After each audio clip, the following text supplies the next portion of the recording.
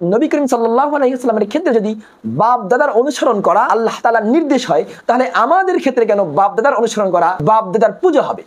নবী করিম সাল্লাল্লাহু আলাইহি ওয়াসাল্লামের কাছে যদি আকাবিরদেরকে অনুসরণ করা আল্লাহ তাআলার নির্দেশ হয়, তাহলে আমাদের কাছে কেন আকাবিরদেরকে অনুসরণ করা আকাবির পূজা হবে? আকাবিরদেরকে অনুসরণ করা অবৈধ কিছুই নয়, আকাবিরদেরকে অনুসরণ করা আকাবির পূজা নয়, বরং আকাবিরদেরকে অনুসরণ করাই হচ্ছে ইসলাম। আলহামদুলিল্লাহি রাব্বিল আলামিন ওয়াসসালাতু ওয়াসসালামু আলা রাসূলিহিন নবিয়্যিল কারীম, আম্মা বা'দ, ফাআউযু বিল্লাহি মিনাশ শাইতানির রাজীম, বিসমিল্লাহির রহমানির রহিম। وقالوا ربنا إنا أطعنا سادتنا وكبراءنا فأضلونا السبيل وقال رسول الله صلى الله عليه وسلم البركة مع أكابيركم صدق الله العظيم وصدق رسوله النبي الكريم। প্রিয় দর্শকবৃন্দ, যে আয়াতটি তেলাওয়াত করেছি, এই আয়াতটি নিয়ে সাম্প্রতিককালে কিছু মহলে বাগ বিতণ্ড হচ্ছে। এই আয়াতের মৌলিক অর্থ নিয়ে এবং এই আয়াতের ব্যাখ্যাটাকেও বিভিন্ন মানুষ বিভিন্নভাবে উপস্থাপনা করে থাকে। এজন্যই বেশিরভাগ তর্কযুদ্ধ লাগে। আসলে বেশিরভাগ মানুষই যারা এই আয়াত নিয়ে বেশি তর্কযুদ্ধ করে এবং যখনই উলামায়ে দেওবন্দ অথবা উলামায়ে আহলে সুন্নাত ওয়াল জামাত আকাবিরদের অনুসরণ করার বিষয়টাকে সামনে নিয়ে আসে, তখনই কিছু মহল এই আয়াতটাকে সামনে এনে আকাবিরদের অনুসরণ করাটাকে আকাবির পূজা বলে আখ্যায়িত করে এবং আমাদেরকে হেদায়েতপন্থী আকাবিরদের ঈমানওয়ালা বিষয়গুলোকে অনুসরণ করা থেকে তারা বারবার নিষেধ করে। যাই হোক না কেন, আজকে আমরা ইনশাল্লাহ আমাদের আলোচনার মধ্যে আকাবিরদেরকে অনুসরণ করা যাবে কি না এ নিয়ে কোরআনুল কারীমের প্রায় 5টি আয়াত এবং হাদিস শরীফ দ্বারা আমরা প্রমাণ করব যে আকাবিরদেরকে অনুসরণ করা যাবে কি না। দর্শক, প্রথমেই বলে রাখি, সূরাতুল আহজাবের এই আয়াতটি অকালু রব্বানা ইন্না আতা'না সাদাতানা ওয়া কুবারা'না, এই আয়াতটির ব্যাখ্যা হলো তারা বলবে যে আমরা নেতৃবর্গদেরকে অনুসরণ করেছিলাম, আমরা আমাদের আকাবিরদেরকে অনুসরণ করেছিলাম, তারাই আমাদেরকে গোমরা করেছে, তারাই আমাদেরকে পথভ্রষ্ট করেছে। এখানে এই আকাবির দ্বারা কোন আকাবির উদ্দেশ্য? ঈমানওয়ালা আকাবির নাকি বেঈমান আকাবির? মুসলিম আকাবির নাকি মুশরিক আকাবির?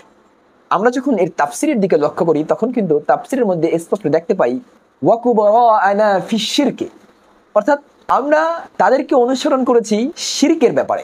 এই আয়াত দ্বারা উদ্দেশ্য হচ্ছে মুশরিকদেরকে অনুসরণ করা। মুশরিক আকাবিররা, মুশরিক বাপদাদারা আমাদেরকে শিরকের মধ্যে নিয়ে গেছে ইসলাম থেকে।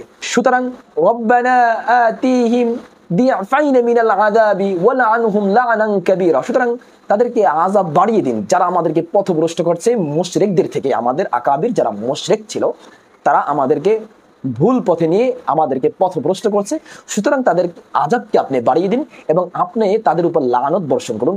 এখন যখনই আমরা আমাদের আকাবিরদেরকে অনুসরণ করার ব্যাপারে বলবো, এরপরেই এক পক্ষ এই আয়াতটিকে আমাদের সামনে নিয়ে আসবে, তখনই তাদেরকে আমরা বলে দেব, ভাই তুমি যদি পারো এই আয়াতটির অর্থ আমাকে শোনাও, এবং যদি পারো এই আয়াতটির শানে নুজুল আমাকে একটু শোনাও, এবং যদি পারো এই আয়াতটির ব্যাখ্যা আমাকে শোনাও, তাফসির আমাকে শোনাও। সে অবশ্যই শোনাতে পারবে না, কারণ এই আয়াতের মধ্যে কারা বলবে? মুশরিকরা বলবে। মুশরিকদের যখন আল্লাহ তাআলা জিজ্ঞাসা করবে, তখন মুশরিকরা বলবে আমরা আমাদের নেতৃবর্গকে অনুসরণ করেছিলাম, আমরা আমাদের আকাবিরদেরকে অনুসরণ করেছিলাম। যে আকাবিররা আকাবিরদেরকে অনুসরণ করেছিলাম, কোন আকাবির? যে আকাবির শিরক করত, যে আকাবিররা শিরকের মধ্যে লিপ্ত থাকতো, সেই আকাবিরদেরকে আমরা অনুসরণ করেছিলাম, আর সেই মুশরিক আকাবিররা আমাদেরকে পথভ্রষ্ট করেছে। সুতরাং আমরা একটা জিনিস নিশ্চিত হইলাম, এই আয়াতের মধ্যে যে আকাবির বলা হয়েছে সেটা মুশরিক আকাবির। এর দ্বারা কিন্তু হেদায়েত প্রাপ্ত কিংবা কোনো ঈমানওয়ালা আকাবিরকে অনুসরণ করা থেকে আল্লাহ তাআলা নিষেধ করেননি, বরং মুশরিক আকাবিরদেরকে অনুসরণ করতে নিষেধ করেছেন। আমরা এখন আমাদের আলোচনায় চলে আসি। আমরা ফার্স্টেই কোরআনুল কারীমের কিছু আয়াত তেলাওয়াত করব, যে আয়াত থেকে আমরা হেদায়েত প্রাপ্ত ঈমানওয়ালা বুজুর্গ আকাবিরদেরকে অনুসরণ করা বৈধ প্রমাণ করব। আমাদের হেদায়েত প্রাপ্ত বাপ দাদাদের অনুসরণ করাকে বৈধ প্রমাণ করব। আল্লাহ তাআলা সূরাতুত তুরের 21 নম্বর আয়াতে বলেন, ওয়াল্লাযীনা আমানু ওয়াত্তাবা'আতহুম যুররিয়াতুহুম বিঈমানিন আলহাকনা বিহিম যুররিয়াতুহুম। আল্লাহ তাআলা এখানে বলেন, ঈমানের ক্ষেত্রে যে সব সন্তানেরা তাদের বাপ দাদাদেরকে অনুসরণ করবে, আমি সেসব সন্তানদেরকে তাদের বাপ দাদাদের স্তরে উন্নীত করব। প্রিয় দর্শক, এখান থেকে কিন্তু আমরা ক্লিয়ারলি বুঝতে পারি যেই বাপ দাদারা হেদায়েত প্রাপ্ত হয়েছিলেন, যে বাপদাদারা ঈমানওয়ালা হয়েছিলেন, সেই বাপদাদাদেরকে অনুসরণ করা বৈধ প্রমাণ হয়। অন্যত্র সূরা ইউসুফের 38 নম্বর আয়াতে আছে, ওয়াত্তাবা'তু মিল্লাতা আবাই ইব্রাহিমা ওয়া ইসহাক ওয়া ইয়াকুবা, আমি আমার বাপদাদার ধর্ম অর্থাৎ ইব্রাহিমের ধর্ম, ইসহাকের ধর্ম, ইয়াকুবের ধর্মকে অনুসরণ করছি। এখানেও কিন্তু মুহাম্মদ রাসূলুল্লাহ সাল্লাল্লাহু আলাইহি ওয়াসাল্লাম তার বাপ দাদাদের ধর্মকে অনুসরণ করছে। সুতরাং যেই বাপ দাদারা বিধর্মী ছিল, সঠিক ধর্মে ছিল না, সেই বাপ দাদাদেরকে অনুসরণ করা যাবে না। কিন্তু যেই বাপ দাদারা ইমানওয়ালা ছিল, ইমানের পথে ছিল, হেদায়েতের পথে ছিল, তাদেরকে অবশ্যই অনুসরণ করা যাবে, তাদেরকে অবশ্যই ফলো করা যাবে। এখন যদি আপনি সেটাকে আকাবির পূজা বলেন, তাহলে আমি কি বলবো? তাহলে নবী করিম সাল্লাল্লাহু আলাইহি ওয়াসাল্লাম তার বাপ দাদাদেরকে অনুসরণ করে সে কি আকাবির পূজা করতেন? নবী করিম সাল্লাল্লাহু আলাইহি ওয়াসাল্লাম তো বলেছেন, আমি আমার বাপ দাদার ধর্ম অর্থাৎ ইব্রাহিমের ধর্ম, ইসহাকের ধর্ম, ইয়াকুবের ধর্মকে অনুসরণ করি। এর দ্বারা কি রাসূলুল্লাহ সাল্লাল্লাহু আলাইহি ওয়াসাল্লাম বাপ দাদার পূজা করতেন? নাউযুবিল্লাহ। এর দ্বারা কি রাসূলুল্লাহ সাল্লাল্লাহু আলাইহি ওয়াসাল্লাম আকাবির পূজা করতেন? বলেন আপনি। নবী করিম সাল্লাল্লাহু আলাইহি ওয়াসাল্লামের ক্ষেত্রে যদি বাপ দাদার অনুসরণ করা আল্লাহ তাআলার নির্দেশ হয়, তাহলে আমাদের ক্ষেত্রে কেন বাপ দাদার অনুসরণ করা, বাপ দাদার পূজা হবে? নবী করিম সাল্লাল্লাহু আলাইহি ওয়াসাল্লামের কাছে যদি আকাবিরদেরকে অনুসরণ করা আল্লাহ তাআলার নির্দেশ হয়, তাহলে আমাদের কাছে কেন আকাবিরদেরকে অনুসরণ করা আকাবির পূজা হবে? এছাড়াও আল্লাহ তাআলা অন্য এক আয়াতে বলেন, উলাইকাল্লাযীনা হাদাল্লাহু ফাবিহুদাহু মুক্তাদিহ। আল্লাহ নবীকে আল্লাহ তাআলা বলতেছেন, যেই সকল লোককে হেদায়েত দেওয়া হয়েছে তাদের হেদায়েতের পথকে আপনি অনুসরণ করুন। অর্থাৎ এখানেও আল্লাহ তাআলা রাসূলুল্লাহ সাল্লাল্লাহু আলাইহি ওয়াসাল্লামের হেদায়েত প্রাপ্ত আকাবিরদেরকে অনুসরণের কথা বলছেন, অথচ আপনি এটাকে আকাবির পূজা বলে প্রচার করছেন। তাহলে আপনি বলুন রাসূলুল্লাহ সাল্লাল্লাহু আলাইহি ওয়াসাল্লাম নিজেও আকাবির পূজা করতেন? বলুন নাউযুবিল্লাহ। আপনি বলুন যে আল্লাহ তাআলা নিজেও রাসূলুল্লাহ সাল্লাল্লাহু আলাইহি ওয়াসাল্লামকে আকাবির পূজা করতে বাধ্য করেছেন, নির্দেশ দিয়েছেন, বলুন আপনি। দর্শক, এখন আমরা দুটি হাদিস দ্বারা প্রমাণ করব যে আকাবিরদেরকে অনুসরণ করা অবৈধ কিছুই নয়, আকাবিরদেরকে অনুসরণ করা আকাবির পূজা নয়, বরং আকাবিরদেরকে অনুসরণ করাই হচ্ছে ইসলাম। সেটা কোন আকাবির, সেটা কিন্তু আমরা কিছুক্ষণ পূর্বেই ব্যাখ্যা জেনে এসেছি। যেই আকাবির হেদায়েত প্রাপ্ত রাস্তায় আছেন, সেই আকাবিরদেরকে অনুসরণ করা আকাবির পূজা নয়, সেই আকাবিরদেরকে অনুসরণ করা আল্লাহ তাআলার নির্দেশ এবং নবী করিম সাল্লাল্লাহু আলাইহি ওয়াসাল্লামের আদেশ। হযরত আব্দুল্লাহ ইবনে আব্বাস রাদিয়াল্লাহু তাআলা আনহু থেকে বর্ণিত, নবী করিম সাল্লাল্লাহু আলাইহি ওয়াসাল্লাম বলেছেন, আল বারাকাতু মা আকাবিরিকুম, বরকত রয়েছে তোমাদের আকাবিরদের সাথে। আপনি হাদিসের মান নির্ণয় করেন। ইমাম হাকিম বলেন, হাদা হাদিসুন সহিহুন আলা শর্তিল বুখারী, বুখারীর শর্ত অনুযায়ী হাদিস সহিহ। অপরদিকে সালাফিদের জনক ইমাম আলবানী রাহমাতুল্লাহ বলেন, হাদা হাদিসুন সহিহুন, এই হাদিসটি সহিহ। সুতরাং আমরা জানলাম আকাবিরদের সাথে বরকত রয়েছে, রাসূলুল্লাহ সাল্লাল্লাহু আলাইহি ওয়াসাল্লাম সরাসরি নিজে বলেছেন এবং হাদিসটি আমরা সহিহ হিসেবেও পেয়েছি।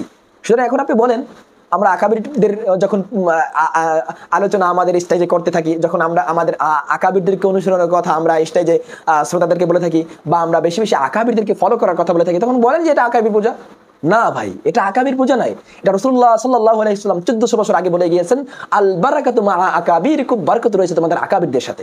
এজন্য আমরা আকাবিরদের কথা বলি, এজন্য আমরা আকাবিরদেরকে বেশি বেশি অনুসরণ করার জন্য মানুষকে উদ্বুদ্ধ করি। অপরদিকে আব্দুল্লাহ ইবনে মাসউদ রাদিয়াল্লাহু তাআলা বলেন, লা ইয়াজালুন নাসু বিখাইরিন মা আখাযুল ইলমা আন আকাবিরিকুম, মানুষ ততদিন পর্যন্ত কল্যাণের মধ্যে থাকবে যতদিন পর্যন্ত তারা তাদের আকাবিরদের থেকে ইলম অর্জন করবে। এখন আমরা আমাদের আকাবিরদের কাছ থেকে কেমনি ইলম অর্জন করব? আমাদের আকাবিররা তো ইন্তেকাল করেছেন, তো তাদের কাছ থেকে আমরা কেমনি ইলম অর্জন করব? তাদের লিখিত বই, তাদের অনুসৃত পথ, ওগুলো আমরা অনুসরণ করার দ্বারাই কিন্তু তাদেরকে অনুসরণ করা হয়ে গেল। ওগুলো আমরা জব্দ করার দ্বারাই কিন্তু তাদের কাছ থেকে ইলম অর্জন করাটা হয়ে গেল। এখন আমি যদি আমাদের আকাবিরদের বইয়ের কথা পড়তে বলি, এখন আমি যদি আশরাফ আলী থানভী রহমাতুল্লাহর কথা বলি, এখন আমি যদি হোসাইন আহমদ মাদানির কথা বলি, এখন আমি যদি রশিদ আহমদ গঙ্গোহীর কথা বলি, তাহলে আপনি বলেন কি বলেছে তোমার পীর, কি বলেছে তোমার আকাবির, এসব কিছু ছাড়ো, এসব কিচ্ছা ছাড়ো, কোরআন হাদিস ধরো। তাহলে ভাই কেমন হয় বলেন না? তাহলে কেমন হয়?